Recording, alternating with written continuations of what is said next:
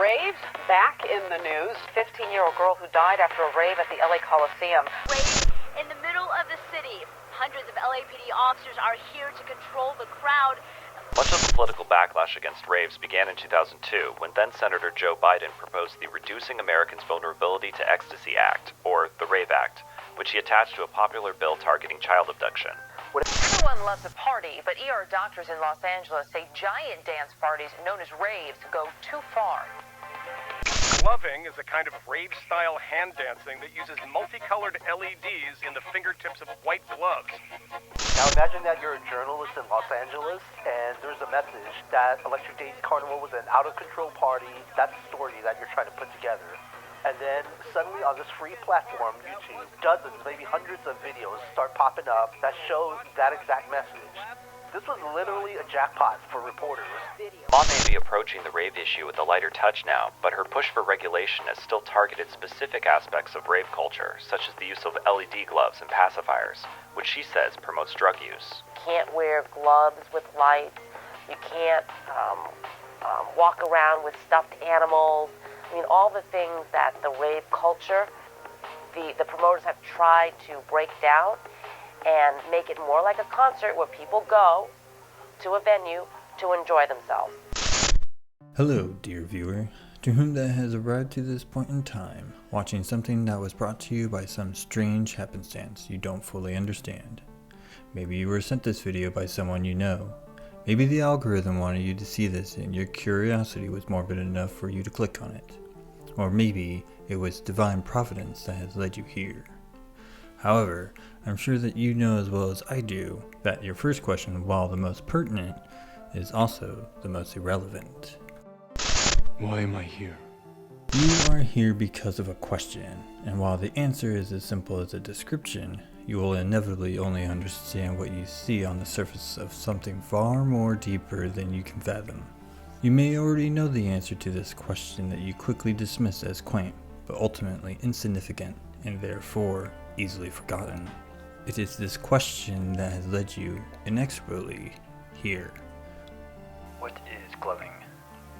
Gloving is an amalgamated sum of various artistic talents with the framework of exercise, discipline, and innovation of microlight technology in order to create an immersive visual experience intended for a single individual or a small group of people to observe in real time. While that sounds like an esoteric way to describe a performance using LED lights inside gloves, it is a simplification for the less perceptive to understand. In truth, you cannot simply tell someone what gloving is. You have to be shown what it is in order to encapsulate the ever-expanding world that has been around far longer than you may be aware of. You have the description of what it is, but you now face a choice that you have to make. You can either choose to end the video here, go about your business, believing whatever you want to believe, or you can stay here in Wonderland and see how far down the rabbit hole goes. Remember, all I'm offering is the truth, nothing more.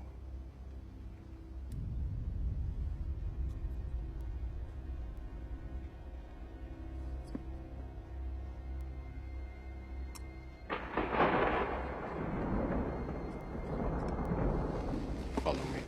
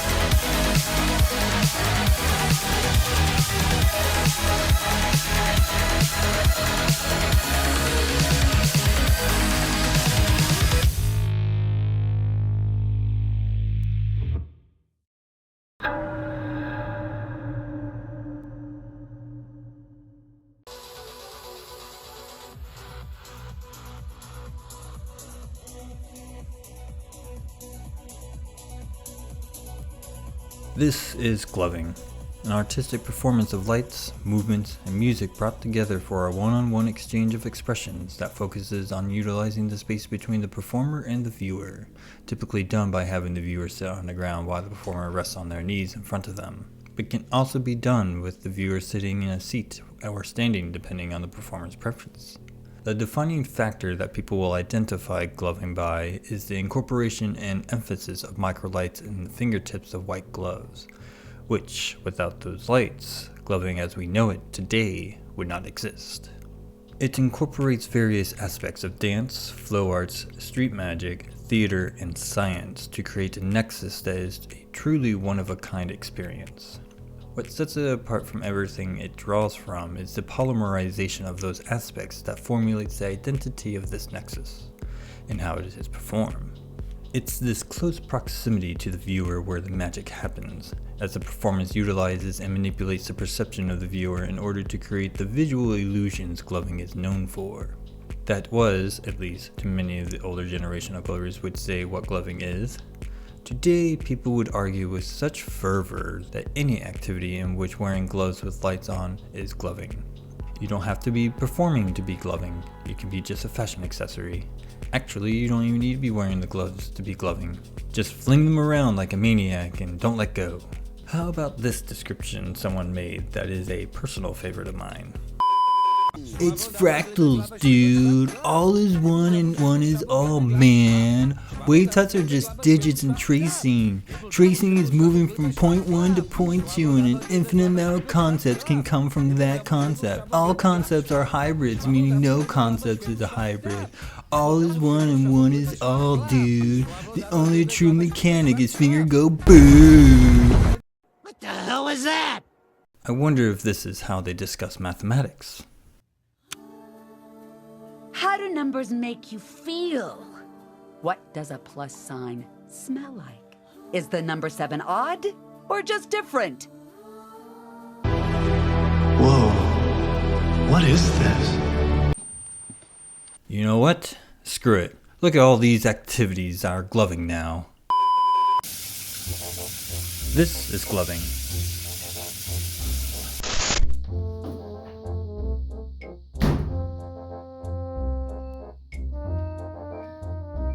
This is also gloving.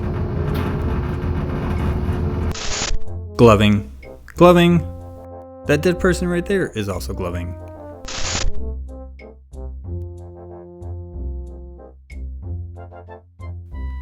Well, that's the first time I ever seen somebody doing gloving with culinary arts at all. I guess.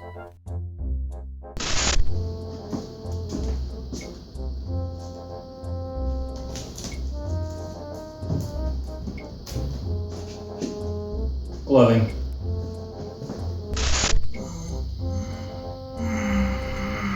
Oh, dude, was that really necessary for us to see? Oh, okay, yep, nope, you're gloving too. Yep, gotcha. Dude, I've been going over the script. What are you doing?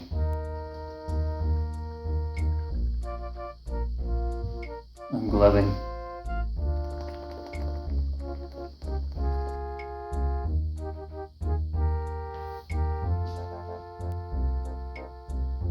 Okay. I'm just gonna go. Welcome to the Twitter mental gymnastic TikTok brainwat perpetuated by having 12 dabs of cannabis wax before noon while being terminally online since they were 12 years old.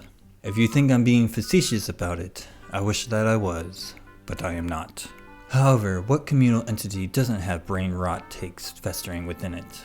At the time of writing this, there is a discussion happening in the poi community on whether or not you can consider it having any juggling involved. Go to any fandom forum site and you will find people fighting over the most pedantic subjective details to justify why their headcanon is the best and most faithful to the lore. Hang out in enough sports bars or clubs and you'll hear someone arguing with people over their ideal fantasy draft picks while 4 different games are happening. Almost any community is going to have some element of this, and their goal is to refuse any admission to the truth by rendering any discussion meaningless to have in the first place. Our goal is to not get distracted by these things, as they only serve as hills that these people choose to die on, and almost consistently in vain. So with that out of the way, I'm sure the next questions you're asking yourselves are things like, where did this come from? When did all of this begin? Who was the first one to do this? For that, we'll need to start at the very beginning. If you're ready, we shall begin there.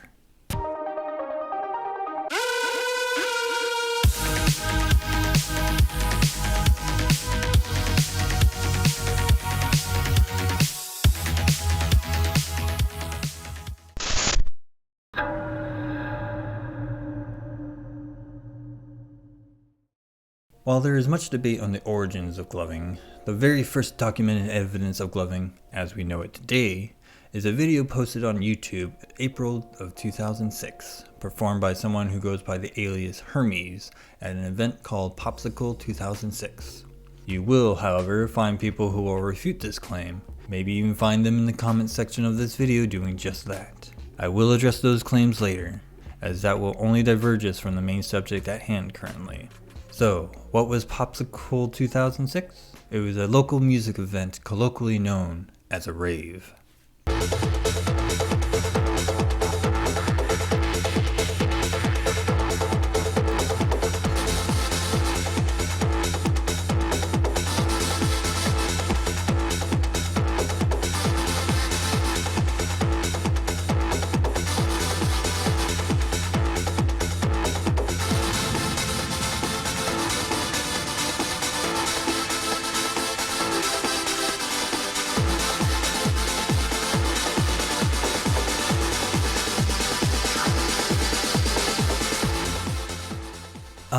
Yes, the underground counterculture realm of the late 80s into the 90s craze, with young adults attending party-like events at warehouses, clubs, basements, or some remote outdoor locations, indulging in overall debaucheries until dawn. While the whole discussion about rave culture will take up way too much time, gloving seems to be the logical result of the culmination of this culture's attributes when brought together. Small companies like Liquid Emotions, Orbit Light Shows, OMG Lights, Candy Creations, Coin Pro, and Amazing Lights started catering to this new niche within the niche realm with new light products for the purpose of the art form. While things were going well for gloving, dark clouds were looming on the horizon for rave culture as a whole. Skip to the year 2010, and one summer event in Los Angeles kicks off with such a bang that it brought a major spotlight on the rave scene, changing it forever. EDC LA 2010. There's a whole documentary on this event called The Last Dance, the story of EDC LA 2010, that covers everything in great detail, what happened, and the preceding backlash the rave scene hadn't seen before. This event kicked off the stigma of gloving and the origin of the infamous gloving ban that I go over in my own video that you can check out as well. Needless to say, gloving was collateral damage to a larger systemic problem that was deemed associated with. The CEO of the event organization company, Insomniac Events, went on record saying, "Between the fire marshals and the media perception, gloving was putting events in jeopardy and was not helping the health of the culture." He would later recant this, stating that they spent thousands of dollars on lighting equipment that you can see from outer space, and therefore gloving was taken away from the spectacle. I should probably make a video breaking down this debate, but let's stay on target. So now gloving was exiled from the very home that gave birth to it, banished for the crime of being a product of the counterculture that the establishment deemed dangerous. What did they do next? Where did the glovers go? We made a new home, away from the very culture that ostracized us. A space where we can thrive and be free from negative associations. While that last part is debatable, it didn't stop us from growing as a community. Enter Amazing Lights. Around the same time in the following year, this company began a yearly event to gather together some of the greatest glovers around the world to compete in a competition to show the world that gloving is more than some novelty from the rave scene, called the International Gloving Championship, and thus began the first gloving renaissance. For a time, it was good. Gloving exploded in popularity throughout the US, spreading from the sunny Southern Californian region and the East Coast into the neighboring states until it reached the heartland of the country. Amazing Lights quickly rose to dominance that at one point held 80% of the gloving market, beating out most of their competition with an aggressive marketing campaign, among other practices.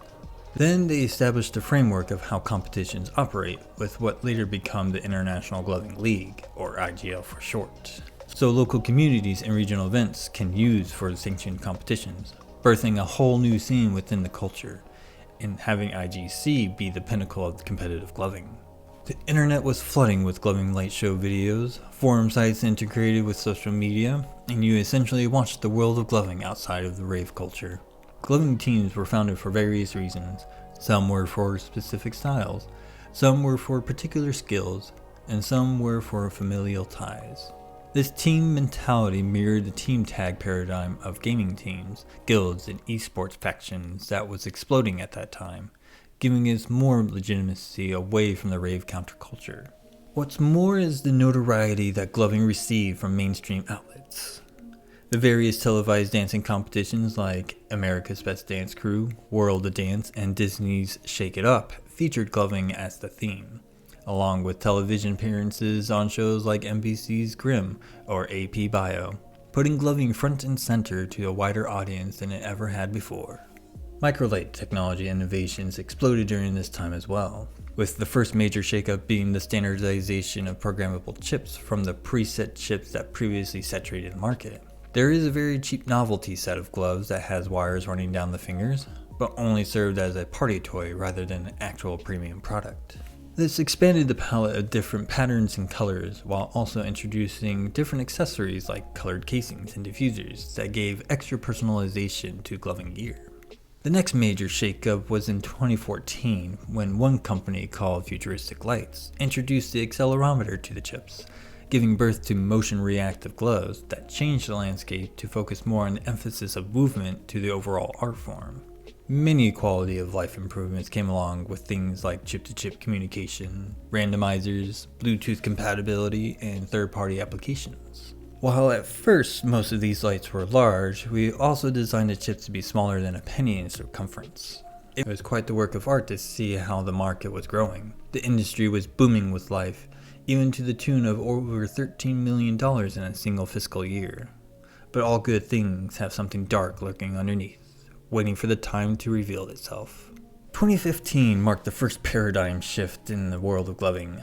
While there were murmurings of security teams extorting glovers for their gear at other events around the country, Dreamstate 2015 was the event that fully exposed the level of corruption that was infecting security companies at events. This has been well documented in this handy video that you can check out here, as there is a lot to go into that we simply don't have time for. This did, however, kick off the gloving is not a crime movement into high gear, with many glovers working diligently to demonstrate what gloving actually is and dispelling many of the misconceptions that the mainstream media gleefully smeared us with. This is something still debated to this day, and so it's still something unresolved, even though we have provided many solutions to the issues that these companies willfully ignore. Again, collateral damage to a bigger systemic problem they don't know or want to rectify. The next major shakeup that rocked the gloving community was the lawsuit that Amazing Lights filed against a former employee who left the company to start their own company, making their open source microlight called the OSMs. While there are many details within this lawsuit that deserves a video in its own right, this shaking the community's trust in the biggest company in gloving and dividing the community as a whole. This division definitely had its effects felt going into 2016 with how IGC ran that year, and resulting in it being put on hiatus indefinitely until they can return bigger and better than ever. This marked the beginning of gloving's lull, where the community entered a state of stasis, meaning that it wasn't getting the flood of newcomers like it was during the early 2010s. During this time period, we saw a reduction in events for gloving, slowly retreating into online spaces. While some meetups at other music festivals and events did occur, things started to dwindle away. In-person competitions nearly ceased at this point, as resources became very limited, while some online competitions were keeping the competitive scene alive to a certain extent, but those too were also starting to fade out of popularity. It was becoming quite clear to many of us that the home we built is starting to fall apart, with many of the members in the community simply watching on and not working on maintaining it. Then, of course, the world stood still with 2020 rearing its ugly head, forcing everyone into staying home. Well, unless you wanted to protest and riot, then you can violate everything that was enacted, you know, for your protection. And this is extremely dangerous to our democracy. Setting the hypocrisies of the pandemic aside, gloving took a massive hit from this, as it's a social activity for gatherings, clearly. We were forced to retreat even further into our online spaces, but new ones were founded to actually help attract newer glovers to be able to work on their craft with other glovers. However, this wasn't enough to keep gloving companies from shutting their doors. One major blow to the community is the loss of Amazing Lights in 2023. Gloving lost its greatest asset and the biggest advocate for the community, and caused a vacuum effect within the community. I made a whole video explaining the details on that as well, that I do suggest checking out.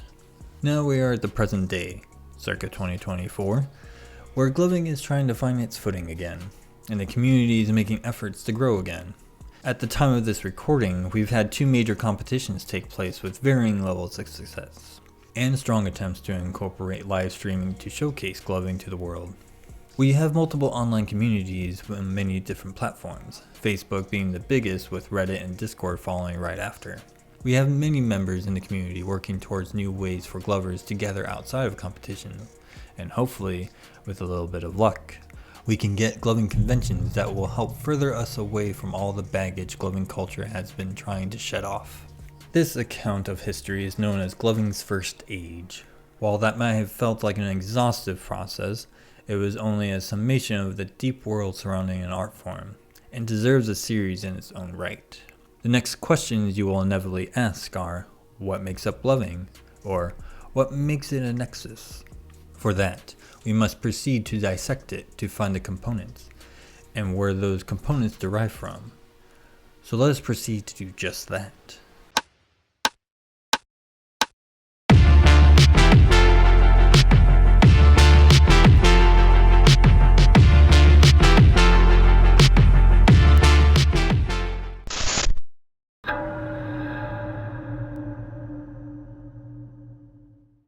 So the first thing I should explain is why I call gloving a nexus, as that's something many people always ask first over anything else.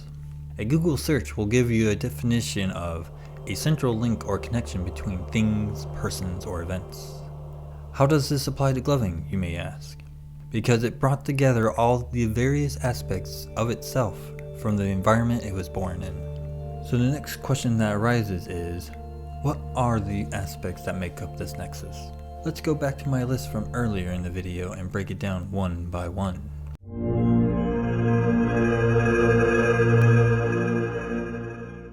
Probably the biggest aspect of gloving, dance could be considered the foundation of this nexus. It shouldn't come to anyone's surprise, as it's painfully obvious to anyone who can observe and apply a microgram of critical thinking that dance is the most recognizable trait within gloving itself. Gloving draws from almost all dance forms in one way or another. This may sound like a stretch of the imagination, and you may think that I'm pulling the same level of mental gymnastic brain rot as the wooks, but I can assure you that I am not, as I will show you instead of telling you and expecting you to trust me, bro. Sure, Jan. So what forms of dance reside in the same environment that gloving came from? The biggest umbrella term within the world of dance that rave culture fosters and nurtures is called street dance. Wikipedia defines it as an umbrella term for a large number of social dance styles such as breakdancing, popping, locking, house dance, whacking, spelled with 2 A's, voguing, among many others. These social dance styles have many accompanying steps and foundations created organically from a culture, a moment in time, a way of life, influenced by natural interaction. Street dance falls under what was coined as vernacular dance. Often improvisational and social in nature, this form of dance encourages interaction and contact with spectators and other dancers in an urban cultural context, as opposed to folk dance that stands to reflect the life of a people of a certain countries or regions, and celebrate the traditions of the culture they derive from. But these dances are also social, as these are intended to be performed at festivals or holiday-like events. Ballroom dance started out as a social dance for the privileged class, leaving folk dance for the peasant classes. Now are international dances that are done with a partner recreationally or competitively for the purpose of entertainment. Knowing this, you can see how and where gloving draws from this cornucopia of different styles within an umbrella term, by the environment that promoted these styles together in the first place. The most prominent dance styles gloving showcases are liquid dance, tutting, both finger tutting and arm/king tutting, animation, whacking, and freehand glow sticking, while general hip-hop dance culture can be seen here. These dance styles are much older than gloving, most of them trace back to the 70s or 80s, and all of these dance styles overlap in rave culture. Many of the early day glovers came from the liquid dance and glow sticking communities, as you can see these being the most prominent in gloving's infancy through the videos posted during this time period. But what if I told you that gloving also draws from ballroom dance? Indeed, it sounds like a preposterous notion to levy on something so clearly influenced and developed by street dance. But there is something from ballroom that gloving utilizes that gives it a different approach than most street dances. While at first you would think that it applies to the hands taking place of the dancers, where your dominant hand would be the lead and the other hand being the follower. And you would be right, but only insofar as a mere surface level appearance to the art form. Instead, we need to understand the historical context of how and why ballroom dance was conducted.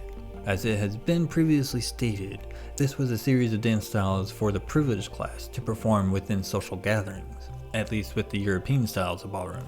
What you may not be aware of is ballroom wasn't intended to be done for the purpose of entertaining an audience, but rather intended for social interaction in regards to etiquette with the partner, and only with the partner.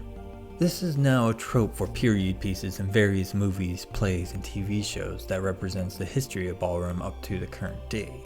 It is true that the attendees at these balls would watch the other attendees dance, as that was part of the social indulgence of the environment fostered. That and, the drinking and dealing with their vast wealth and their vast carelessness, or whatever the quote is from The Great Gatsby. So how does gloving utilize this social interaction from ballroom? The viewer takes on the role of the dance partner that follows the lead dancer. In this case, that's the glover. Just like how it was with ballroom of the 17th century, this promoted the dynamic of two people giving the other their undivided attention to each other, creating an opportunity of a connection only you and your partner are sharing that can be intimate and personal. This is a major separation from how street dance operates, as they are performed in a group setting for dancers, but as time went on, many street dance styles have been widely accepted by the greater dance world, showing its adaptability to paired dancing formats as shown in televised dance contests around the world. Gloving was able to recapture an aspect so fundamental to one of the oldest dance cultures of the modern age by unintentionally utilizing the same dynamic to create the same opportunity. Here is an excerpt from a video that someone describes this dynamic when it comes to gloving. Gloving is so much more than just, waving lights in front of someone's face. It is a deeply intimate and personal exchange from one human being to another. You're giving someone your complete and total undivided attention, and they're giving you theirs. What gloving was able to adopt from all these different styles only serves to substantiate the Nexus theory, as gloving acts as an intersectional point for these styles of dance. Or as Pulse once said, gloving draws from so many things that it's interesting to see this little smorgasbord that we've created together. Now that I have exhaustively demonstrated this point, we can move on to the next major connection point that makes up gloving.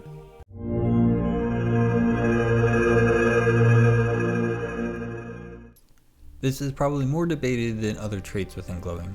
Flow arts has a strong influence on the art form, even if it's indirectly doing so with many glovers. The first major point of debate is whether or not gloving can be considered a flow art, and many people inside along with people outside the flow art community will never recognize it as such. Which is why it's important to start by understanding what is a flow art in order to see if gloving qualifies as one. While there are many different variations to the term, special guest of Gloving Table Talks, Drex of Drex Factor Poi, defines it as a family of movement arts centered around moving one or more inanimate props, sometimes called tools, in an aesthetically pleasing way. Just like how it was with dance, there are a vast number of styles that fall under this term. The subsects that reside within this realm include circus, martial arts, magic, prop spinning, and yes, even dance. There are two major distinctions that flow arts has to separate it from general dance: the inanimate prop manipulation, and the intended philosophical goal one aims to achieve. Starting with the first one, flow arts distinguish itself from the prop they choose to manipulate, and by effect, develop a different dynamic from general dance. While this is obvious to anyone with a shred of observational powers, it must be examined in order for us to understand the minutiae of details that are shared, and the contrasts of separation that give each their respective identity. Each subsect have their own storied history that spawns from all over the world, and each culture has garnered their own philosophy in respect to these subsects wherever they manifest. While in general dance you either have a partner in which you work together to create the forms and movements, or you are moving by yourself and adapting to your surroundings of the environment, flow arts relies on the prop to be handled as an extension of the performer's body and understanding basic physics with gravity in order to execute the movement patterns within the respective art the performer is in. Whether that be poi spinning, stabs, hoops, orbits, fans, flags, or just about any prop designed for this particular purpose. What may not be as obvious to the uninitiated is the symbiotic relationship that these subsects have with each other that create new pathways in which a performer can travel down by learning and following the teachings of each subsect's philosophy through universal concepts. Martial arts utilizes the discipline to perfect the forms, pushing the pleasing aesthetics that appeals to any observer of the art. Circus utilizes the nature of the spectacle to enrapture the audience with the gymnastic feats that dare the performer to push themselves to their absolute limits. Yet they form methods for safety to minimize the dangers of the performance. Magic utilizes distraction and misdirection to maintain the illusions within the performances. Suffice to say, the amount of overlap these subsects share is massive, with the single universal of movement being the core of these forms of art. It's the next major distinction that flow art has, is the intended goal that they want to achieve, being the flow state. This state was first identified by a Hungarian psychologist, Mihaly Csikszentmihalyi, describing it as a mental state where the individual is fully immersed or absorbed in any given task, colloquially known as being in the zone. This mental state is something that you have achieved a few times in your waking life. Ever gotten lost in a book or a comic that you couldn't put down? Maybe spent many hours playing a video game and the world around you just disappeared. How about a music album that you listen from cover to cover repeatedly because it means something beyond comprehension to you? This is the mental state that many people within this realm of art strive to achieve for various reasons in which the individual has to get there. Whether it would be for meditative purposes, therapeutic purposes, which yes, there is a difference between the two, artistic expressive purposes, or even just social purposes, they all share the goal of reaching this state of mind to fulfill the purpose of the individual in question. This aspect about this art form, and its many manifestations, falls into a debate within the communities that it resides. What it is that they debate about differs between many different camps that discuss it. Some say that it's the natural psychedelic high that lets you transcend into a higher frequency of thought in order to create pure expression within the respective art form. Others would say that it's the state needed in order to embody the art's form's purest expressions. There are others that say that it's the personal experience that lets us align our spiritual aspects of ourselves, which then feeds into the social aspects by helping others discover the experience for themselves. Regardless of what people say, what is the constant in this discussion is the mental state that all sides revere as the highest form of the art. I only ask you to research into it further to formulate your own conclusions, even if it aligns to mine or completely disagrees with it. With all those points laid out for everyone watching this, the following question arises: how does this apply to gloving? It is because of how much it draws from these subsects that makes up flow arts. Gloving has forms and techniques that was cultivated through the same discipline that martial arts has mastered, which manifests in the idea that gloving calls cleanliness. Many dynamic movesets that gloving has adopted are from various parts of prop spinning techniques that flow arts developed years before gloving was even accepted. The wrapping concepts and combos from glow stringing has been adopted into gloving by applying the same techniques on the arms to replicate the visualizations that concept creates, which then catalyzes adjacent concepts to full body contact. Vincent van Flow popularized the application of the Vulcan tech gospel with grid theory that Tutting styles developed in order for gloving to replicate many of the patterns while also creating new ones that gloving is able to execute within its own paradigm. Yes, I said it. I said the word. He said it! He said it! Returning back to the 2 points I used for flow arts, let's see how gloving fits within them to demonstrate how it belongs in this art form. First one being the inhabited prop. Gloving has 2 gloves holding 10 lights in place on the fingertips. Now it is easy to dismiss this as something trivially semantic for the gloves and lights to not be props, as these are things that we are wearing, and therefore not manipulating anything. Just like how props are considered an extension of the body, the gloves act as a second skin the performer has to utilize and manipulate the lights through our movements, placement on our fingertips within the shapes, and even modality of the light's programming to create similar patterns that the greater flow arts is known for. We even utilize the effect of the light reflecting off the color and fabric of the gloves to incorporate the properties of light on objects, just how fire spinning used the same properties within their respective performances. So it shouldn't take any additional thought to understand how the second point applies to gloving, just like with every other form in the flow arts. Many glovers strive to reach the flow state like any other flow artist who values it. Everything that I described about it earlier can apply here, which makes this part redundant. However, what gloving gets to have over many of these other flow arts is the fact of the matter in which we conduct our performance, up close and personal. How the connection is created is by the viewer reacting to what they're seeing, and the performer augments their performance due to the close proximity with each other for that exchange to take place. This lends into sharing the same mental state with our viewer, just like a dance partner that follows should feel from their lead partner. The other flow arts have bigger props, which means that they need more space, and therefore relies on the reaction of the crowd for the same exchange. While both settings have value within the environment from whence they came, there is something special that occurs in the one-on-one format where many glovers find it appealing. A certain magic occurs, if you will. Flawless segue.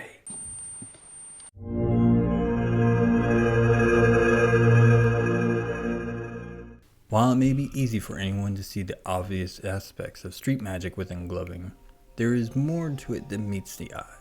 There is an umbrella style within gloving that utilizes many of the techniques that street magic has crafted and perfected, known as conjuring. It's a simple premise of turning lights on and off in a series of sequences that are interchangeable for a versatile performance, whether it's only with 2 lights, 4 lights, or even all 10 lights. The vast depth within this premise spans over many different variant styles, formulating its own paradigm within the greater gloving art form. The major techniques that gloving adopted from this are misdirection and distraction, and while many styles can use these to their advantage, none utilize it better than conjuring styles. It is here that we see the genre of magic that gloving adopts from, that being sleight of hand. While the prop is not necessarily being manipulated like a coin or a card, gloving uses the same methods to execute many of the tricks it has in its arsenal, making the element of light the prop to be manipulated. Whether it's with 2 contrasting colors of light and varying intensities as you see them impacting, shifting through a series of modes crafted together as it's done through phasing, or simply sequencing between all of your lights on and off as conjuring has been previously defined as. To understand how gloving is able to be considered street magic, we need to examine what makes up street magic for comparison. Just as everything we spoke about previously, street magic has a long story history that I would suggest digging into yourself, but for the purposes of this video, I will highlight the aspects most important to us.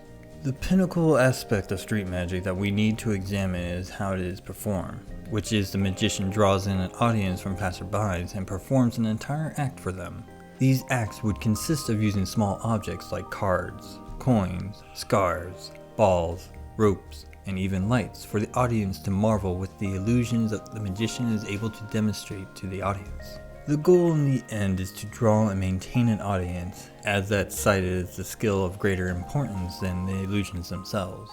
What's more, Gloving also uses the same methods of drawing an audience like a street magician does, by finding a passerby and perform a small act to attract other members of the crowd into watching the act as well. The street magic style that we need to understand is what is coined guerrilla magic. This is a relatively recent style of street magic that was popularized by magicians like David Blaine, Chris Angel, Darren Brown, among others. What made this hit and run style stand out from the form of magic that people like David Copperfield perform is the appearance that makes the illusions feel impromptu, unrehearsed, and experimental. The magician looking just like any other passerby on the street is another part of the illusion in the act, and after it is over, the magician can disappear into the crowd, lending to the mystical appearance of the experience. Gloving used these methods to pull off the same appearance, and this lends to the same mystical powers that street magic has perfected for generations.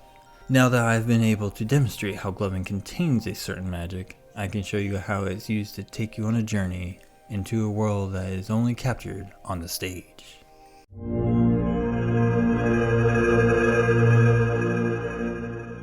This may sound ludicrous to the uninitiated who have never spent time inside countercultures, but there is validity to the notion that many arts incorporate some level of theater. It is one of the oldest forms of art that has been around as long as storytelling has existed, all the way from Twain and Tolkien to Shakespeare and Homer. Naturally, something to be a counter to a culture requires an understanding of the convention to that culture in order to reject, subvert, undermine, or even provide an alternative formulation. Theater has a long-standing history of being the medium for both mainstream culture and counterculture, where the latter utilizes it to promote their ideals that are outside the societal norms. The greatest example of this is the time-honored tradition of performance art, having a deep history spanning as far back as theater began. It is through theater that we come to understand how Gloving is able to adopt ways to tell a story to an audience. Every technique that can be used to convey things like mood, tone, weight, character, progression, and overall narrative in Gloving are similar to the other art forms it already adopts from, just modified to have a stronger emphasis on the hands. Miming and pantomiming is the long-standing art form within theater that brings it out into the streets from the stage, lending to the idea of a marriage of these two worlds through these forms. Ironically enough, miming and pantomiming use gloves as part of their uniform for their performance, which brings another source of emphasis on the hands.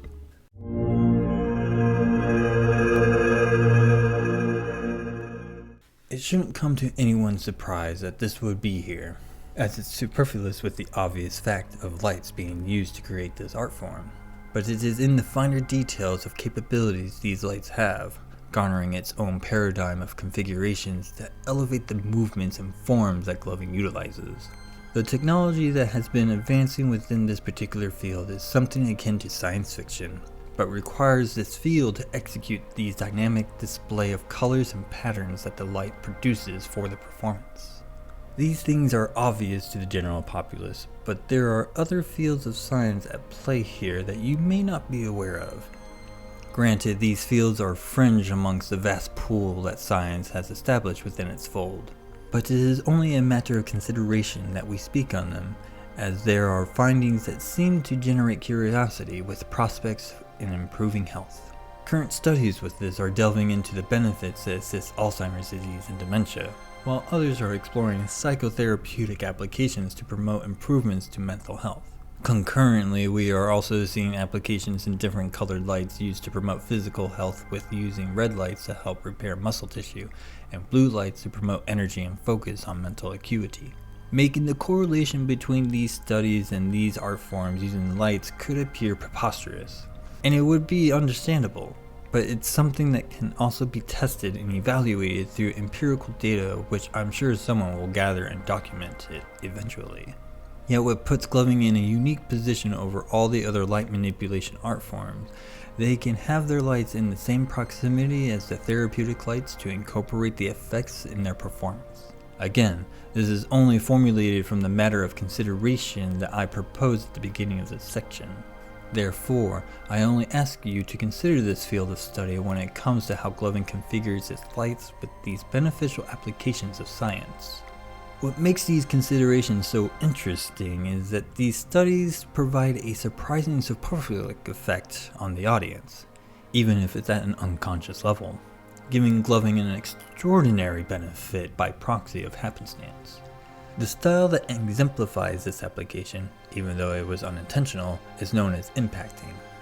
Further information on that subject can be found in this video that I have curated regarding the style that takes advantage of this. I have now shown you all the connections between each of these respective cultural touchstones that coalesce into a singular point to create something that embodies all their aspects, which coexisted in an underground counterculture environment. While I can concede to the idea that the majority of these things share all these aspects as equally as gloving does, it's as gloving that cannot exist if you remove any of these genetic traits from its DNA. Even when gloving was cast out of the rave scene, it retained all of what the culture has to offer. It is a sign of gloving's resilience to outside pressures in order to temper itself into the art form as it is known today. After exhausting you with every minute detail that is presentable within gloving, there are questions I need to address, as they are questions that have been formulating in your mind from everything that I have presented thus far. How did this come together? How did gloving grow as large as it did, and for it to dwindle into obscurity again? In order for us to find the answers to those, we must delve back into history, not simply looking at gloving's history, but looking at rave culture's history, and beyond.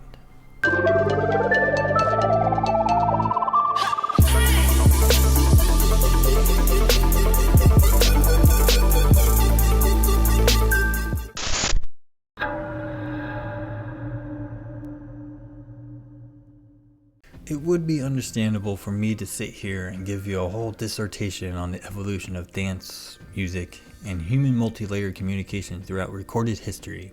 However, there are already so many people who've done all the work necessary to postulate their hypotheses with the required substantiation of evidence that I wouldn't be adding anything meaningful to the conversation other than what I've already spoke on previously. Most of which another member of the gloving community, Joshua Pia aka Jess, who wrote about it in his book, Mastering the Art of Gloving.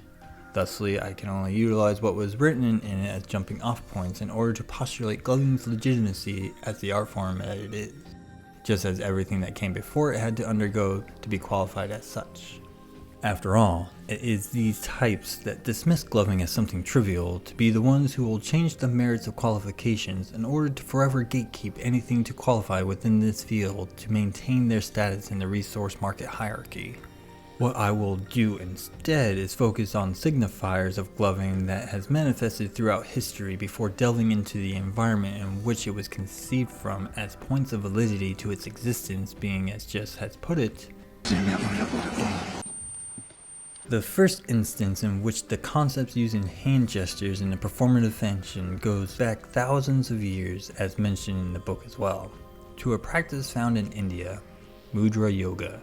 While it is true that these hand gestures were designed for cultural ritualistic performances of various purposes, it does demonstrate the idea that gloving is also trying to evoke with applying purpose to creating shapes and forms to be observed by an audience. You will find these hand gestures used for things like meditation, dance, storytelling, religious prayer, and so on. Yet there is a focus on the hands as the medium in which these practices utilize to transmit their ideas to an audience, whomever thou shalt observe it. They place such an emphasis that they will paint their fingers as well as their toes and ankles to highlight where it is they want your eyes to focus on. Everything in art is done with a purpose, even if the purpose is to have no purpose, like in art movements such as Dadaism. Therefore, this highlighting of the fingers in many Indian folk dances lends credence to what gloving is doing when applying lights to the fingertips, even though the purpose is different. We can also look into the history of many other rituals in various cultures across the globe to find the same emphasis on the hands and fingers to execute the performance, whether it's religious, spiritual, or simply traditional signage of the rites of passage within the respective culture. all utilize the hands in particular ways to symbolize the importance of these rites. You only need to focus on the hands in your observations to see that they always have a sequence that they must follow verbatim in order to complete the rites and signifiers in the practices performed. Other forms of entertainment has methods of using the hands and fingers to direct the audience's attention, even if it's done at a near unconscious level. However, I want to bring your attention to a person who developed something for the purpose of maximizing one's hand strength, finger independence, dexterity, and mobility. Greg Irwin.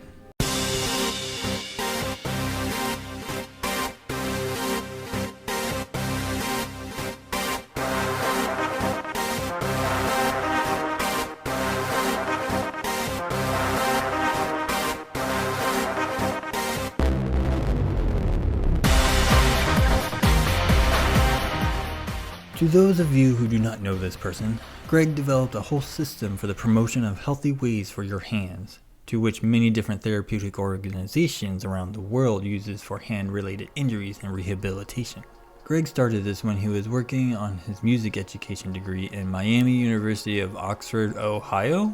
Wait, what?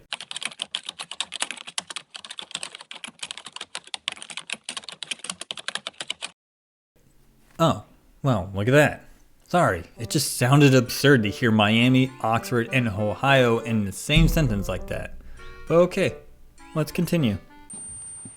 And now back to your regularly scheduled program. While working on learning different instruments for his degree, Greg realized how many different methods are needed to master for the different instruments that music educators have to know in order to teach their students on varying levels of the education system, from elementary to even university levels and beyond. Influenced by a quote from Walt Whitman, "The hand is the most beautifully complex and powerful machine not made by man." He compiled a series of exercises together with the help of other therapists in this field to create a book called Finger Fitness, The Art of Finger Control, and publishing it in 1988 along with the founding of his company, Hand Health Unlimited. He then began collecting and developing various products that physical and occupational therapists use today. However, I want to bring something that even Greg himself discovered through this process over his tenure.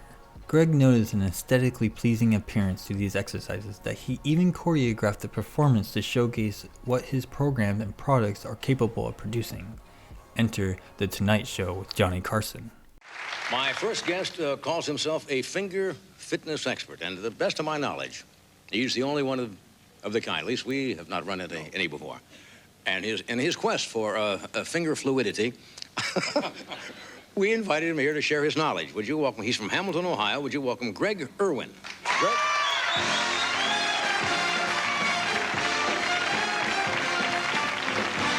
Greg Irwin made this appearance to showcase his work in practicality, demonstrating various methods, and had Carson himself engage with those methods. Clearly from the footage, Carson displayed a person who came to realize what the hand is capable of if one applies these methods. What is so interesting about this is how the appearance of these methods and practices seems so simplistic that it's often overlooked because we unconsciously categorize them into our motor functionality and therefore disappear into the background data of insignificance. Then after the commercial break, Greg proceeds to place two different colored gloves on, slipping them through two slots of a black backdrop, and then performs what he has called his finger ballet. This is where we see how his exercise techniques can be organized for the purpose of an artistic expression, even to the point that Greg had this audio curated to his movements for the emphasis magnification of such.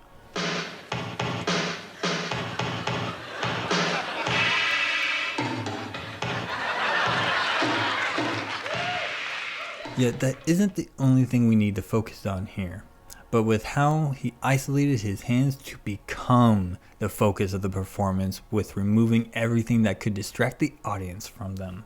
Here we have another major iteration in which one utilizes the hands in the same fashion as everything I pointed out in my previous segments to create an artistic expression that follows the same ethos as all other forms that qualifies as an art form. You can even see the protoforms that gloving uses to this day, And Greg Irwin has even started adopting gloving into his practices to further demonstrate an avenue for rehabilitation and discipline while also being entertainment for the participants.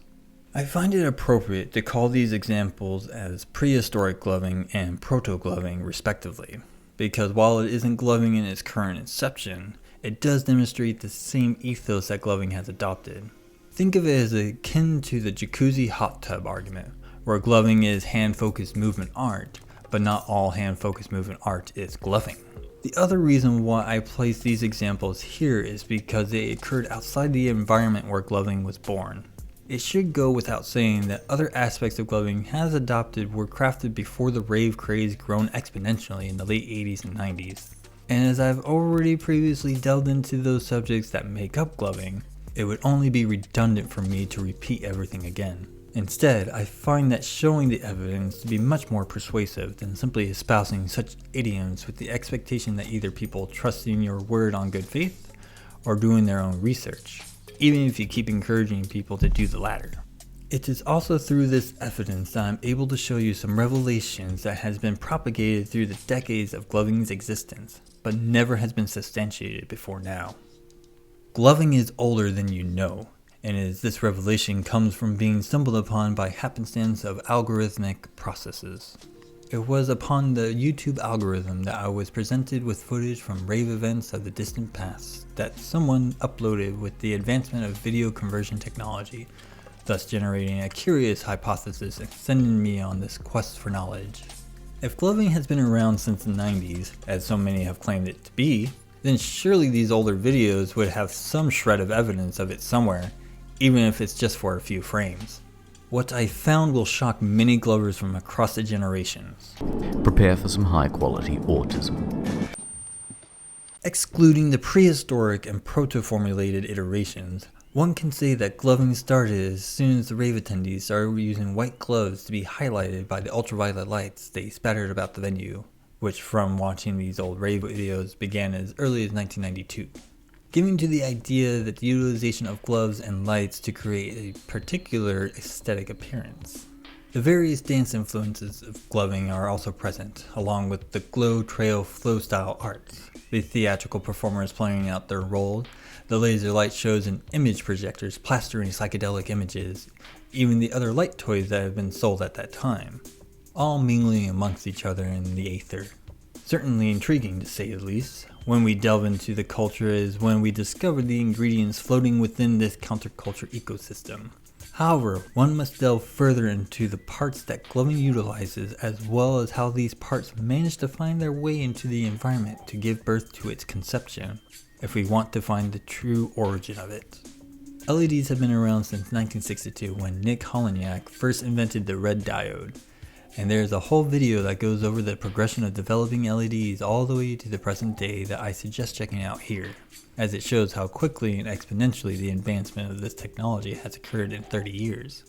Yet, what is necessary to understand is when we got our first iteration of the technology gloving utilizes for their performance, the microlight. And yes, the hyphen is necessary, otherwise you'll be talking about Model RC airplanes instead. Using archival services like the Wayback Machine, I searched through various search terms to find the earliest documentation of the party keychain lights that would eventually be sold at these events was in 1997, called the photon light. This gives us a concrete starting point in time to look for this hypothetical evidence that could exist. After finding when the photon microlight was first on the market, the next thing I needed to find was when the first type of multicolored LED light that gloving became known for using at the time, called the Raven light. The earliest documentation I was able to find was in 2001, 5 years before the infamous Hermes video on YouTube. And even the same company that made the photons made these to widen their market demographics. I also discovered that the finger lights that they would sell at the dollar stores also started around this time, which may sound irrelevant to some, but it is worth noting that the idea of lights on fingertips was coming into focus. Equipped with a clearer time frame from this knowledge, I embarked into the archive of YouTube for answers, and videos that date as early as 1998 show people using these microlights. At first, they were just using them for gags like mouthpieces, rave rings, or even light up pins. Then they started using them in similar fashions as glow sticking, or even in conjunction with glow sticks as an extra texture to their performance. There were other LED devices that these attendees used to emulate the idea that glow sticks have brought into the rave culture. While finding this documentation, however, I come to notice the price tag that these lights were asking for when they first released, being in the range of $20 to $30 USD. For a single light, which would make a full set of 10 cost $200 to $300 respectively. Taking this knowledge into account, the video evidence will collaborate this with seeing the attendees only having a couple of them in hand at the time, as that price tag is steep even in those times. Interestingly enough, I discovered footage of a person who dressed up as an extraterrestrial wearing a particular set of lights on their fingers, which was dated back to the year 2000. This device appeared to be LED lights with cables running to a battery pack that was fastened to the wrists, and the lights were strapped to the fingertips by black tape. Then, prominent community member Vincent Van Flo provided me with a photographic evidence of this device to give verification to its existence as a product, but I haven't been able to find its origin of sale through various methods in my research. Hopefully something will come of that soon, and I can pin it in the right hand corner in the future. Yet here is where we start to see the idea of lights on fingertips beginning to formulate from the environment, and gives credence to the inevitability hypothesis in Jess's book, if you include the finger lights I mentioned earlier. Going back to the archives of the Wayback Machine, I discovered a forum website founded in Houston, Texas called the House of Rave, where users were able to submit videos. If the date captures are anything to go by, then it propagates the notion that people discovering the aesthetic appeal utilizing these lights, and even to the point that conjuring techniques were developing before any other style was established as early as 2002. This time frame is what I classify the primordial gloving era, as you can see all the parts and aspects of gloving that we know today floating in the aether of this counterculture. Seeing these parts amongst each other, it was only a matter of time, along with the stars aligning in such a way for someone with a video camera to find someone who was crazy enough to put these lights into gloves. And after roughly 2 weeks of scouring over old footage, I made the biggest discovery in my career. A single 100-minute video detailing a 3-day-long rave event taking place during the Queen's Jubilee in 2002 on a beach in Sturt of the UK, not the US, which happens to be about 45 miles outside of Bristol. In this video, you can see that this event was well documented, including the news reporting that covered it, but that is not what we need to focus on. Roughly 23.5 minutes into the video, you will see a crowd of people indulging into the festivities when the camera pans over to find a peculiar person with a very familiar getup to the very subject matter we've been discussing this whole time.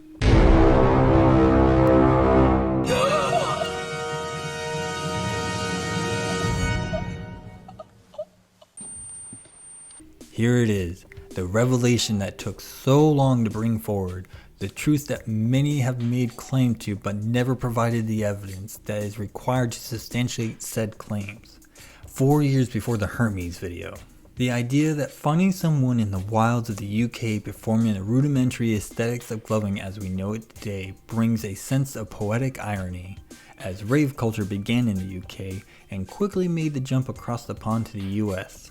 Only further confirms how the counterculture gave birth to something that is comprised of all its inner aspects, from the lights to the fashion trends of the attendees, even to its origins. Now we have probably the clearest picture of the origins of this art form, but what about the rest of its existence? What happened from this point forward? While this evidence brings a more accurate timeline that redefines our knowledge of gloving, it does not dismiss the significance of what Hermes' video provides, as his video is the origin of the movement. However, Hermes' video isn't what kicked off the movement into high gear. The honor to that cultural touchstone belongs to the most viewed gloving video in history, The Bunny Show.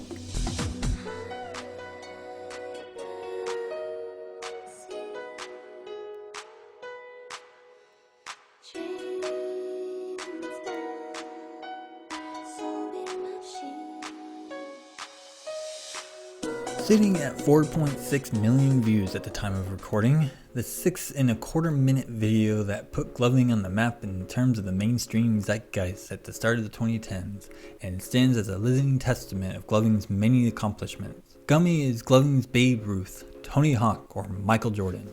Not saying that he's the best glover to ever be, just the one persona that comes to mind to even the most casual spectator with a surface level knowledge of gloving.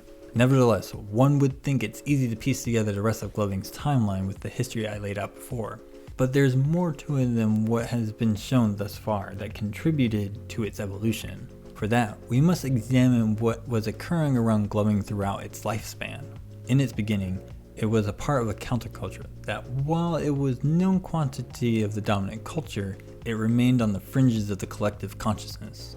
Sure, there were plenty of news reports on rave culture that peppered the 80s and 90s and even to the early 2000s, but 2010 would change everything for gloving and the dominant culture at large. It cannot be stated how EDC LA 2010 completely redefined the paradigm not only within the rave scene, but for any concert attendance event across the US, if not the whole world. Yet something else happened. Something that seems paradoxical to the reaction of that fateful event. EDM became popular and broke into the mainstream. While gloving was being ostracized from its home, the dominant culture was adopting this counterculture into its own zeitgeist and commoditized it into a mainstay product that it is. A quick examination into the music trends of that decade demonstrates how prevalent EDM artists were hitting the charts, bringing a wider array of different demographics to these artists, small and large. You have artists like Skrillex, David Guetta, DJ Tiesto, Deadmau5, Avicii, among others joining the ranks of stardom with artists like Pitbull, Black Eyed Peas, Neo, Lady Gaga, Bruno Mars, Kesha, and so on. Many people have argued with me that it didn't really go mainstream, but I have to disagree. The number of attendees at major events like EDC, Lost Lands, Dream State, and Electric Forest have increased steadily over the past decade. Where once it only had about 30,000 attendance has now gained over 200,000 attendance, and it's still increasing. The expression rising tides lift all ships surmises how gloving also became popular, but with its banishment from the rave scene caused this superfluous effect of helping the music to become more aware by the wider populace. If you feel so inclined to claim that EDC LA 2010 is the sole reason for this phenomenon, then go ahead. But you cannot deny that this didn't help gloving be seen by more people outside the rave culture, that again was banished from. Now with gloving out in the wilds from its birthplace, the community needed to adapt. So how did it go about doing that? It's apparent that gloving adopted many of the cultural inclinations of various aspects that comprised it, meaning the teams and crews that most street dance cultures has historically established for themselves. What fortifies this notion is how we had rave glovers, then we have what was dubbed as bedroom glovers, being people who practice and perform their skills in the comforts of their bedroom. Although, another paradigm that started to explode during this decade was also found in gloving culture, esports. It is understandable to dismiss this notion solely on the idea of how superfluous to make such a claim, and I would agree if it wasn't for me being a part of this community since the start of 2010. But it's not what you think when somebody utters the title esport. What gloving parallels with this new industry is pretty well documented on the Amazing Lights channel with their competition videos, both BOSS and IGC. And you would even include the online competition videos as an extension of such. The similarities in terms of team building, marketing, and presentation of in-person competitions is pretty staggering. The only difference that creates a vastly different image is the medium of competition to partake in. Whether you believe that gloving is a sport or not is now irrelevant, because a sport was made out of it by the rule of Amazing Light's monopolistic monarchy. Brian Lim, for everything he did along with many notable figures of the community, managed to create the sport of gloving, and thusly created the paradigm of competitive gloving, with its influence still observed in the current day meta. What isn't obvious about this is the, albeit unintentional, overlap this made with how gaming culture and gloving culture share, especially online. But what's important to understand is that these two share the same audience demographics in their prime. Currently, these two cultures are vastly different now than they were back in the early 2010s, as each developed differently with each shift in their paradigm of their respective metas. Granted, gloving didn't hit the levels like gaming did, but in terms of scaling with population of each hobby, gloving did relatively well to show a thriving community, all things considered. But just like how gaming found and fostered new innovations within the gaming world, gloving did the same with their concept, styles, and yes, even technology. Gloving aesthetics became cleaner with the refinement of the techniques. The flow of styles became clearer to understand and follow, and the advancement in music gave new texture to those aesthetics. This is what comprised the first gloving renaissance, because this is where we grew, expanded, innovated, refined, and nurtured the art form.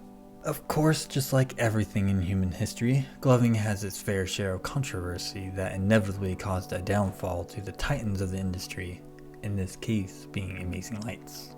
To say that this didn't alter the landscape of the gloving community is a delusion that should be studied by medical professionals, as it's akin to denying certain mid-20th century events that took place in Europe, outside of Germany and Italy. Coupled that with how public image of various articles and TV broadcasts, the damage was done and many departed the community to pursue other interests. Yet few stayed to maintain the remaining structures. However, something that should be noted is how innovation slowed to a crawl, but it didn't stop, standing as a testament to the resilience of the community. One thing that is for certain is that gloving was changing again, and many people fell behind. This marked the art form's reclusion into obscurity, and whether you were there when it happened or not, it is clear how we got here when a major cornerstone is removed from the foundation. It's also interesting to note that EDM music, while still popular to continue hitting music charts, fell back into the middle ground of the collective consciousness, and not on the forefront like it was in the first half of the 2010s.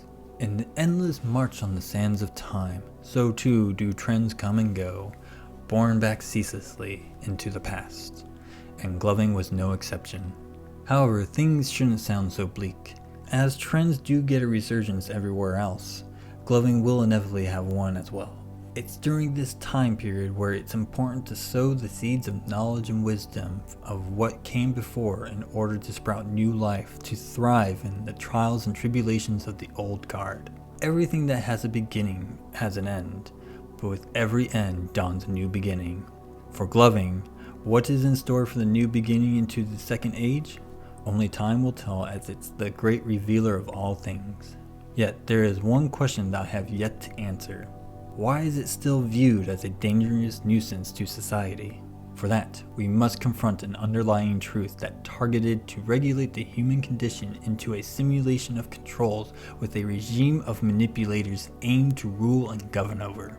This truth that has become a simulacrum of the regime in order to manufacture the consent of the desperately fooled and inhibit the destitute masses. A branding that has plagued the art form from its earliest inception. The stigma of gloving.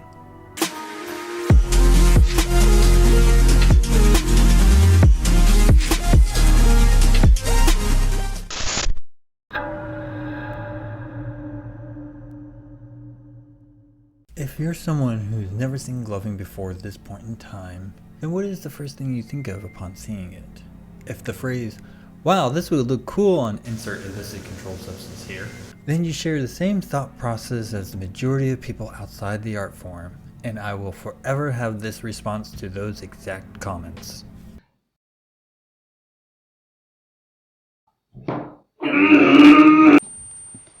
Before we delve into this subject, I am obligated to insert this disclaimer as to appease the powers of the establishment order, lest they mistaken my discussion of such things as an endorsement of participation. The consumption of illicit controlled substances is prohibited in nearly every country on Earth, and this channel does not in any way condone people in doing so. Excessive use of these substances can and will cause long-term health issues, and some can lead to an addiction. Any further discussion of this subject is simply for educationally examining the environments in which people partake in these activities. With that out of the way, we can actually traverse this murky landscape of multi-layered human behavior. It shouldn't come to anyone's surprise how much depth my lamentation about this subject truly goes, because this discussion is a circular argument of pedantry, meaning that no matter how much people explore, expound, debate, and come to a conclusion, you only return at the starting point. While I think that this will keep others adamant in their positions with controlled substances, one cannot deny the reality that people do partake in them, no matter how much one preaches not to do so.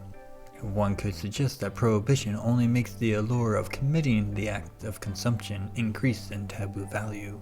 People use these vices for various reasons with perceived justifications, and exercise their agency to partake in those substances to fulfill those justifications. I simply want to discuss this in a fashion that we can be responsible people having a constructive, analytical conversation about it, and I ultimately hope that you can depart from this video having a sense of maturity on the subject. Substance use is a long-standing practice in society, regulated or prohibited, and is an attributable factor in the formation of culture around the globe. If you look to how many British people discuss how pubs is a cultural identifier to the British identity, then you should see the approach I'm aiming to have in this discussion. If that is the case, then viewing at different artistic social movements should be able to show us that, and they do have their own unique substance of choice. Prohibition of the 1920s had alcohol, the jazz movements of the 1940s had cannabis, the hippie movement of the 1960s had psychedelics, particularly LSD, and the rave movement had ecstasy, or MDMA. These things are also affected by other factors that constitute a market and the demand of an easily accessible supply, and gloving is no different in that regard. Yes, gloving was created inside the rave culture, and it will have this component within its genetic makeup, as do all other art styles that gloving is derived from. Just even pointed out in his book how baseball games had a reputation for being a safe haven for crazy drunkards to be able to consume all the alcohol they want, and feared that they would proceed to commit acts of violence and crime upon the city. Examine this excerpt from the movie Taking Woodstock when the townspeople found out that the infamous concert was taking place where they lived.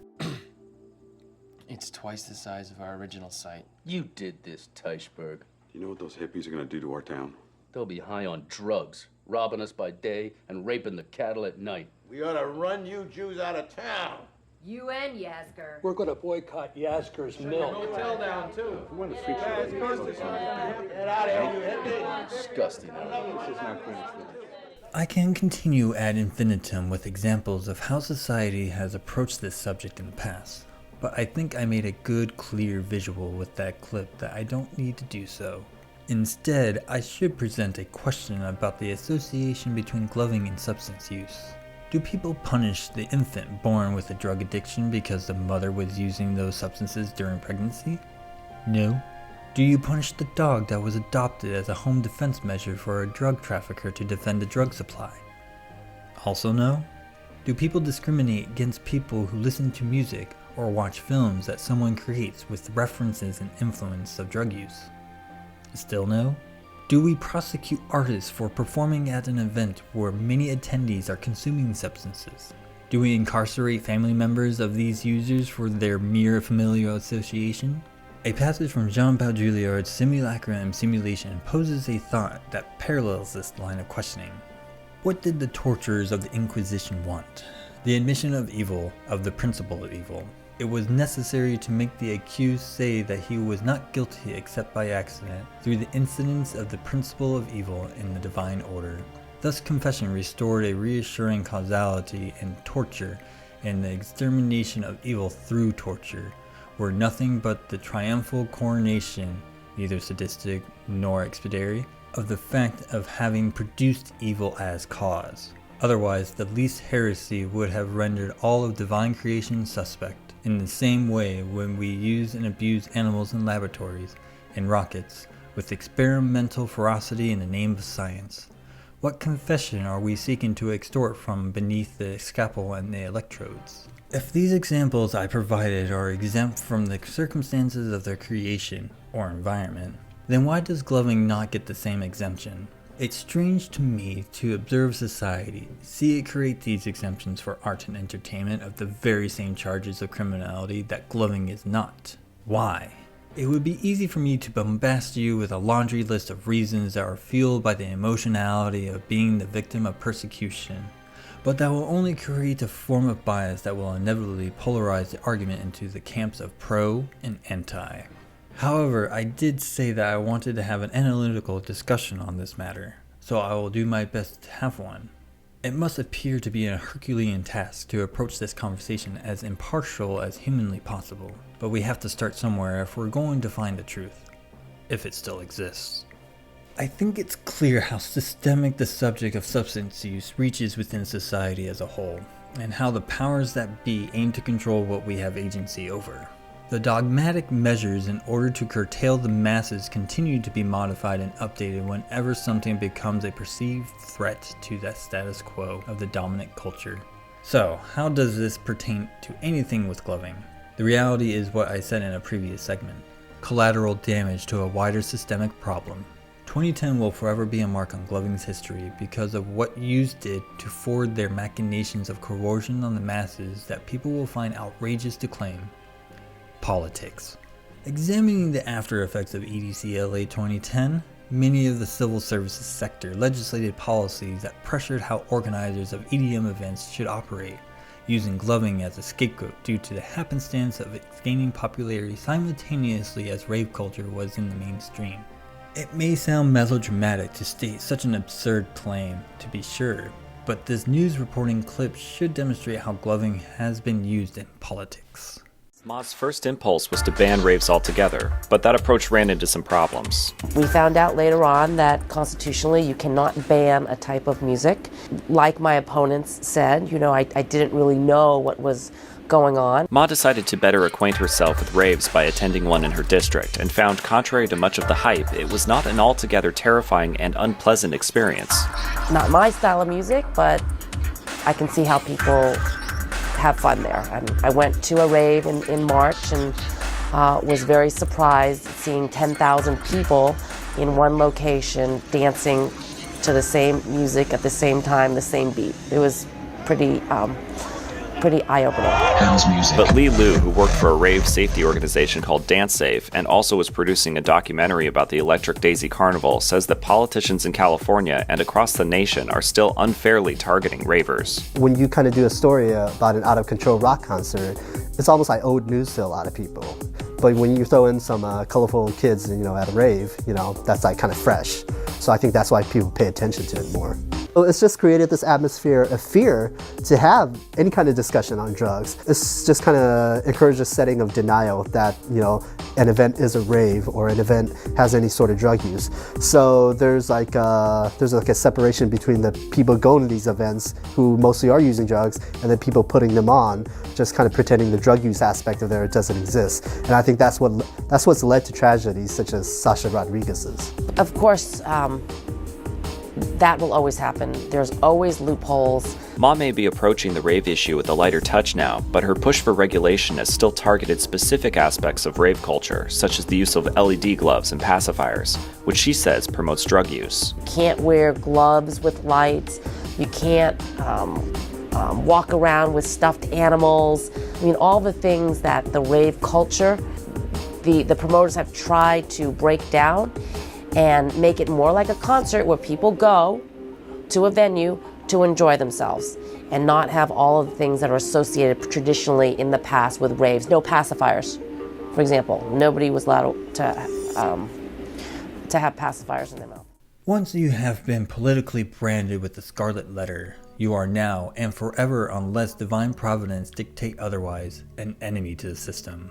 It doesn't take long for the public perception to shift from something relatively harmless to a dangerous threat that should be eradicated, by force if necessary. Gloving is a simulacrum to a long line of simulacra that the establishment fabricated to distract the masses from the secret councils and secret combinations aimed to control them. They did it to surfers, skateboarders, jazz musicians, the bohemians, the hippies, the punks, the grunge kids, video games, everything that was a counter to the dominant culture, and now that includes gloving. You saw how that animosity has been portrayed in media with what I have shown you throughout this segment, and how it applies to everything that I have listed, from tropes and stereotypes to culture and aesthetics. Yet, those very things were assimilated into the simulation of mass media, extracting a sanitized copy for reabsorption, following the parameters of the system, turning invisible to the unaware masses as they ignore the strange and unusual. Is this where it's expected of me to make some impassionate plea, debunking all the misconceptions of gloving from the mainstream using counterpoints of each argument that has been levied against it? As tempting as that can be for me to hyperfixate on those misconceptions, the list is so exhaustively long that it would take me time to the nth exponent of this video length to do so. It would also change this discussion from an impartial to a partisan bias in an instant. Therefore, it would benefit everyone to regulate that to a separate video formatted for debate and deliberation.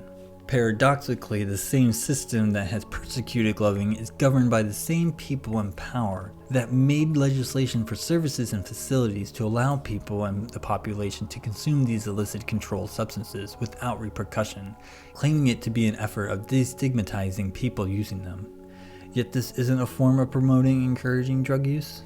Aren't those the charges that were levied against rave culture, being a place for people to consume these substances and gloving being the activity that promotes the use of those? Is it the justifications that constitute the establishment to be exempt from the same criminality? Gloving has and will exist even without the use of drugs, but can these clinics exist without people using those same drugs?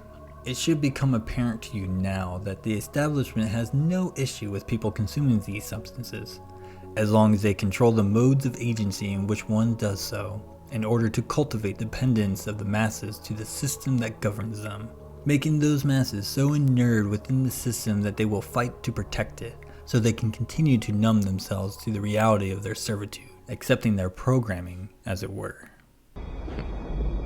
Fate, it seems, is not without a sense of irony.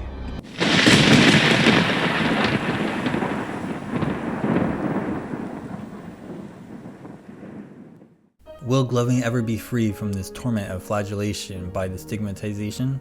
Amazing Lights did their best with their Gloving is Not a Crime campaign in order to destigmatize it, while advocating for its legitimacy as an art form, and, for the most part, did legitimize it within the dance world by where it premiered. If all those things I've listed were able to overcome the stigmas with enough time, then it correlates the same fate for gloving in the future.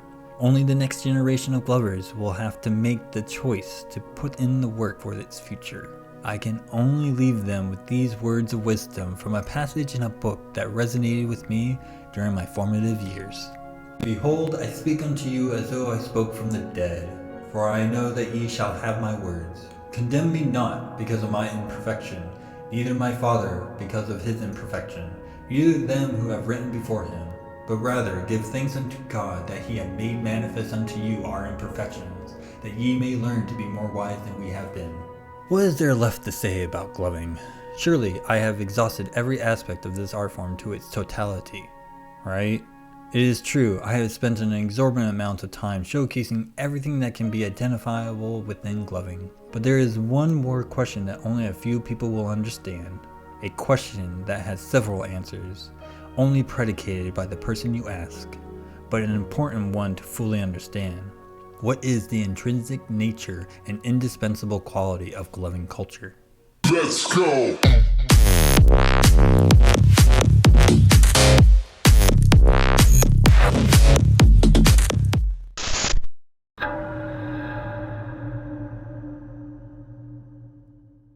Who, what, when, where, why, and how. These 6 words become the questions that one will have when it comes to understanding culture of any variety. It's the definition of culture that these 6 questions arise from, that being the customs, arts, social institution, and achievements of a particular nation, people, or other social group. The amusing thing about culture is that it isn't formed by a single person, but collectively by people who elect to gather together to uphold the very thing that drives them to it, like a gravitational pull that draws anything with its alluring attraction.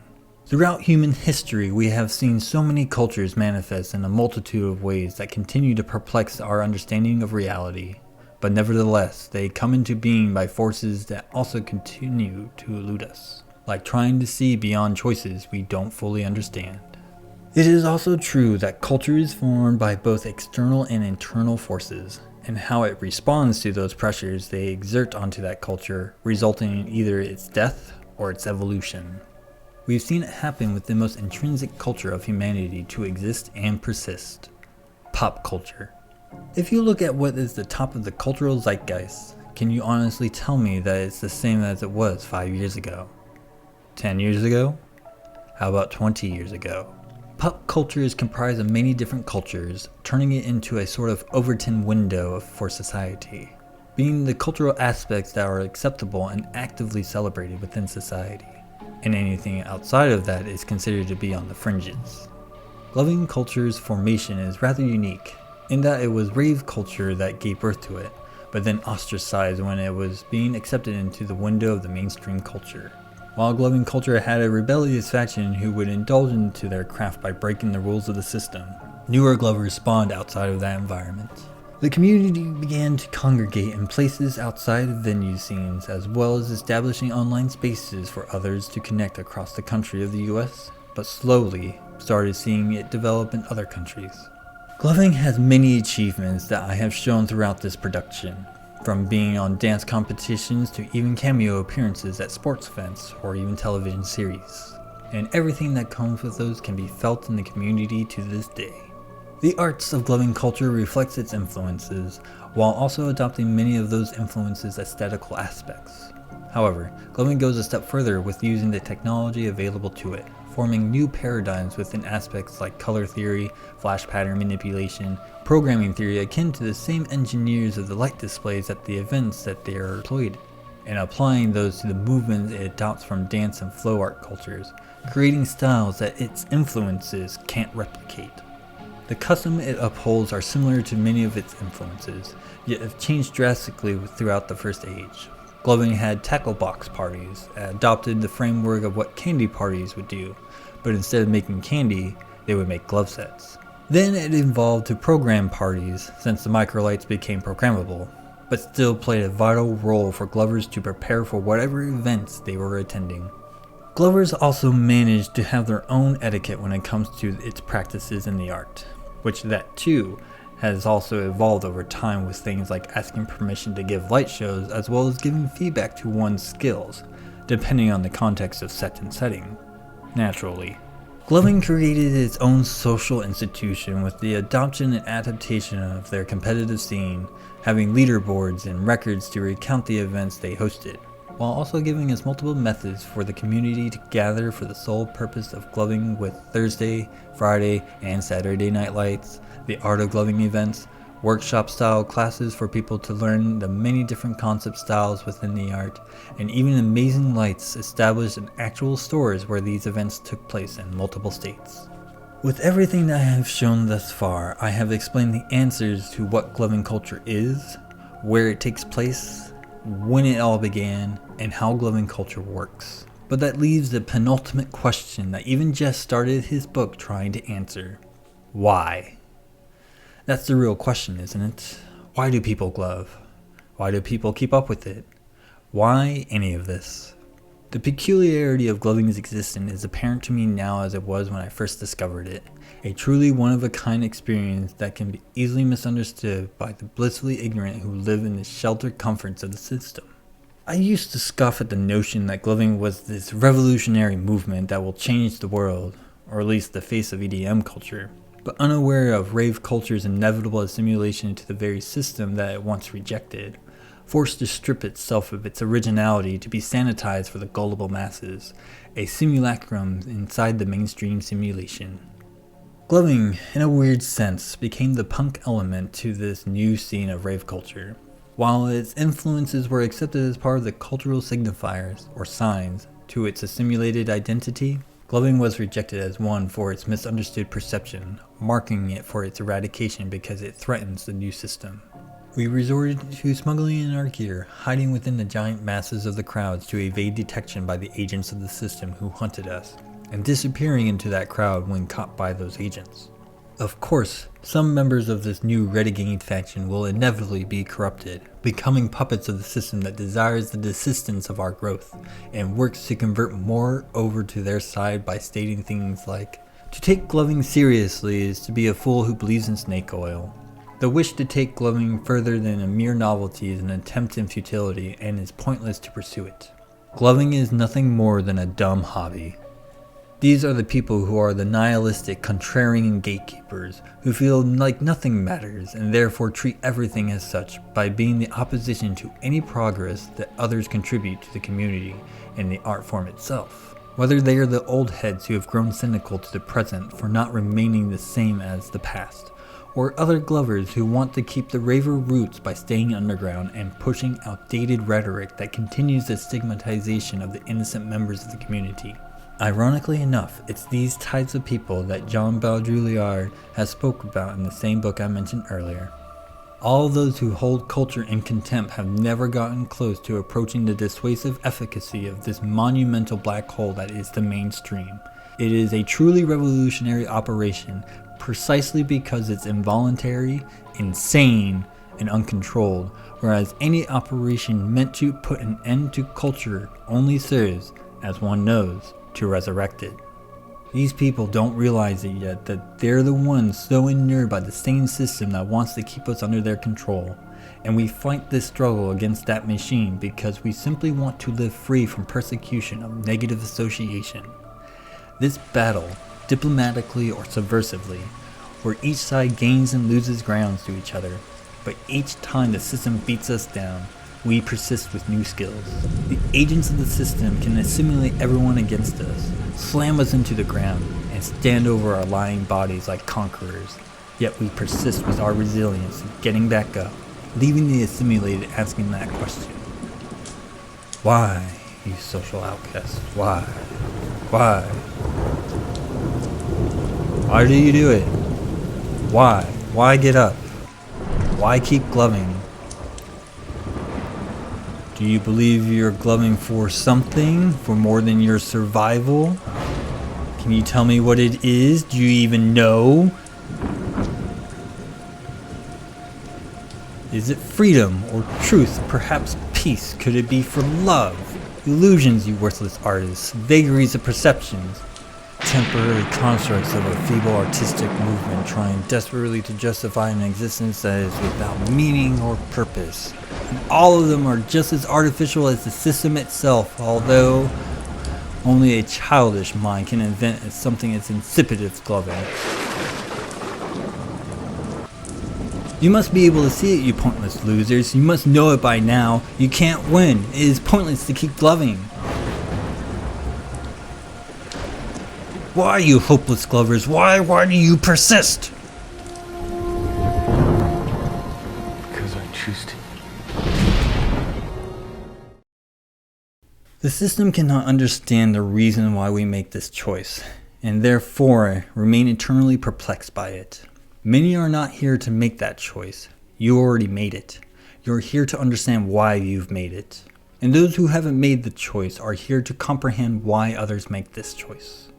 The reason behind this choice is also the answer to the title of this chapter, and it's found in a children's book. Human passions have mysterious ways, and children as well as grown-ups. Those affected by them can't explain them, and those who haven't known them have no understanding of them at all. Some people risk their lives to conquer a mountain peak. No one, not even they themselves, can really explain why. Others ruin themselves trying to win the heart of a certain person who wants nothing to do with them. Still, others are destroyed by their devotion to the pleasures of the cloth. Some are so bent on winning a game of chance that they lose everything they own, and some sacrifice everything for a dream that can never come true. Some think their only hope of happiness lies in being somewhere else, and spend their whole lives traveling from place to place, and some find no rest until they have become powerful. In short, there are as many different passions as there are people. For us, that passion is gloving. It is not here because it chose us, it's here because we chose it. There is no escaping the reason, no denying its existence, because we all know that without passion, gloving would not exist. It is passion that has created it, passion that connects it, passion that pulls it, that guides it, that drives it. It's passion that defines it, passion that binds it. Gloving is here to give to the people that the system tries to take from them. Passion. It's this passion that wants to manifest, to touch the souls of those lost in the murky miasma of the soulless machinations of society, who traveled far into the fringe outskirts of the system to find what lets them manifest their passion. I once thought that expression was the essence of Gloving's existence, but I have now come to realize that expression is, like words are, the means to meaning for those who will observe the enunciation of the psychedelic. Gloving is the medium in which that expression is channeled, and it is only limited to what the mind can fathom. And it's through experience that the veracity of that expression can be understood, because it's not about the LED gloves, it's what the LED gloves let people do, and how we go about it is nothing but pure creativity. It's within Gloving that we feel like we can do anything, where the world makes sense, where we find peace, where we experience freedom. Ultimately, Gloving will constantly evolve with each new generation that discovers something about themselves, of those around them, and the wider world at large, through the collective minds of the medium in which shapes its culture. So who are these people that call themselves Glovers? These Raver-Punks who challenge the powers of the system by providing any potential viewer something that defies their understanding of their perceptions, showing how capable one can twist and manipulate it, but in doing so reveals esoteric truths to the nature of the human condition that threatens the controls over the masses. These light-emitting misfits who found themselves in the crossfire of a larger conflict between individual sovereignty and systematic corrosion of silent, obedient consent, only to be the renegade high-tech lowlives of this neo-electronica society.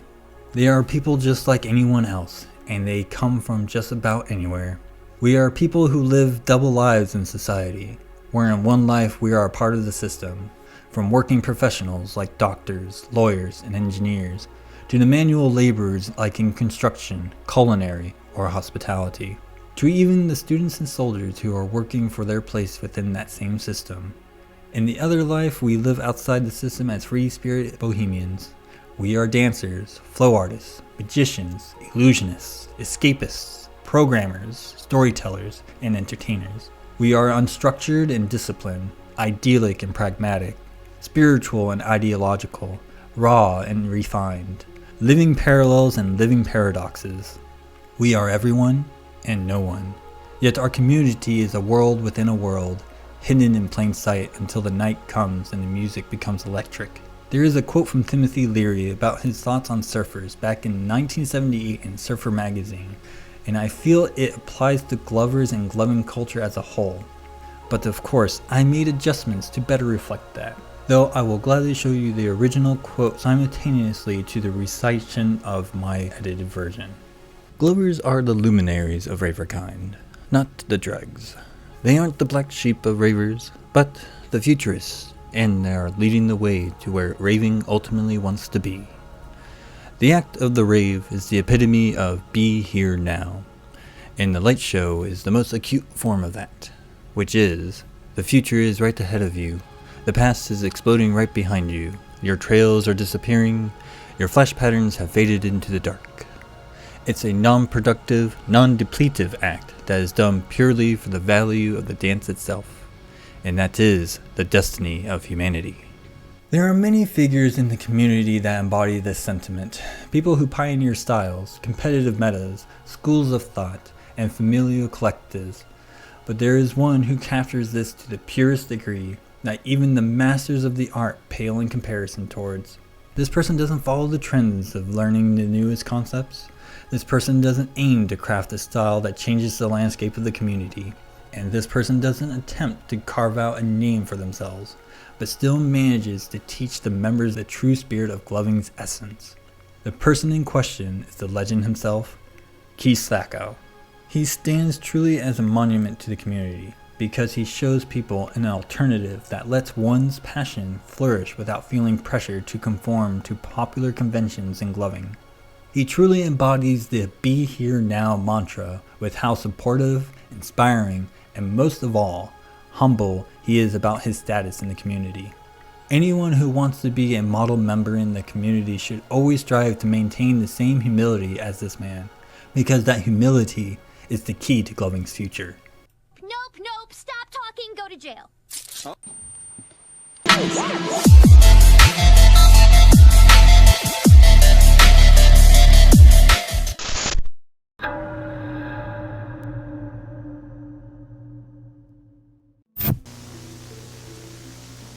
You have embarked on this odyssey into another world, where lights dance about your face to the electronic sounds that pulse through the air, and disappear into the faceless sea of a crowd, leaving you to ponder on what exactly transpired.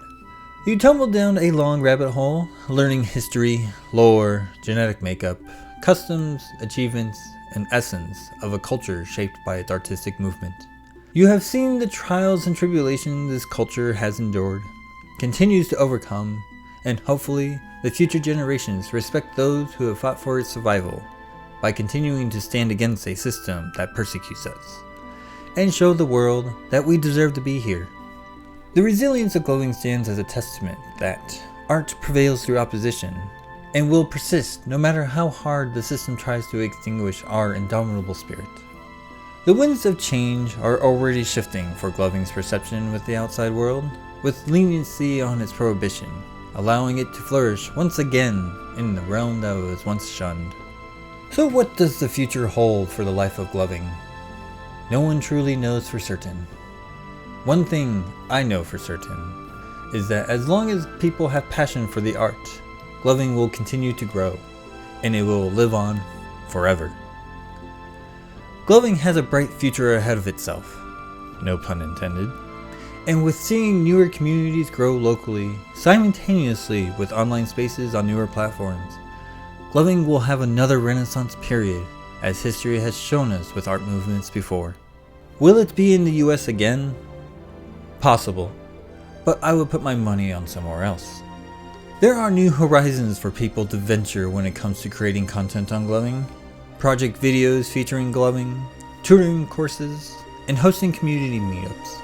All it takes is one person with the perseverance to attract a community to celebrate together and thrive. So, have you learned all there is to learn about Gloving? No. Not even close. While you are on the channel, that makes for an excellent start. There are other places and people in which to learn even more about this art form, and to find a community that truly does encourage people to join and enjoy themselves through exploration. Though social media to the likes of Facebook, Reddit, and Instagram are always a go-to for most people, TikTok does work well for getting more exposure. However, Discord has proved itself to be an excellent method in which people can congregate together for the purposes of practicing techniques while sharing with others that causes growth to occur in the first place. And finally, YouTube will forever stand as a knowledge library where tutorials and analytical studies are accessible to the public.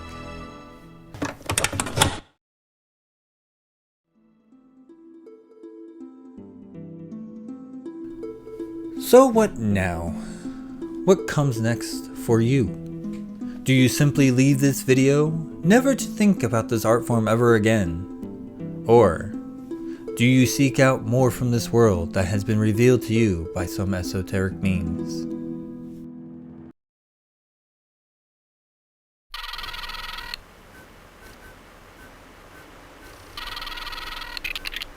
They know you're out there now. They can see you for what you truly are, and always have been. You're scared of them, aren't you? Terence McKenna once said, "We manifest the creativity that is going to be necessary for us to save ourselves from the fears of religious fundamentalism, or the shallowness of scientism, or the dreary spiritual emptiness of materialism. We have entered into the final countdown for the apocalypse. If we do not find our spiritual center and set a course out of the storm of history created by science run amok, then we will have no world to leave our grandchildren." Well, I only have one thing left to say. I'm interested in one thing, people, the future, and I know the only way to get there is together. Your future destiny, as well as mine, hinges on which choice we each elect to follow. So,